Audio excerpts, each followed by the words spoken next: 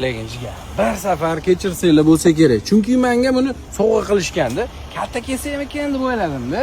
Keyin bildimki, keyin sal o'sgandan keyin krokodiligini bilib qoldim. Hoji aka bir safar nima katta ishtirok qilmayman. Eshitdim, mumkin emas ekan bunaqa yovvoyi hayvonlarni saqlash, boqish, olib kirish, xullas hamma narsasi, to'g'rimi? Bu qonunchilikda belgilab qo'yilgan aka.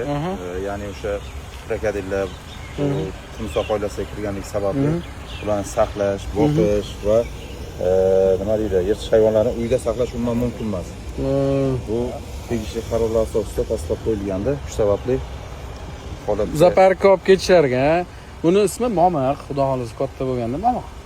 Faqat bu hozir depressiyada, aka, ozgina tushkunligi tushib qolgan, ko'pchilik o'ynab qo'yganda, bunga yangi tug'ilgan sichqonni bolasini beriladi-da. Shunaqalar bilan berilsa, yaxshi hazm qilib, yaxshi katta bo'ladi.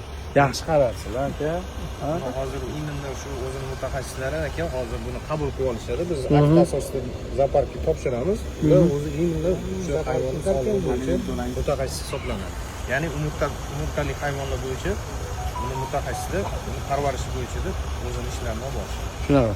Xullas, ani men bilmadim, kartoshka ekdim deb o'yladim deydi-yu. Kichkinaligida katta kelsa deb o'yladim, krokodil ekan. Agar bo'ldi, hammasi yaxshilikka. Xullas, mana shunaqa yovvoyi hayvonlarni boqmanglar. Bu aytganlarida katta bo'lib ketib qolib, kimgadir tajovuz qilib, uni tishlab bir narsalar qilishi mumkin-da. kechira qolinglar mutlaqo. Kechirdingizmi? Ha, kechiribdilar. Xullas shunaqa. Fikringlarni qoldiringlar. Momiq deb to'g'ri ot qo'yganmanmi yo'qmi?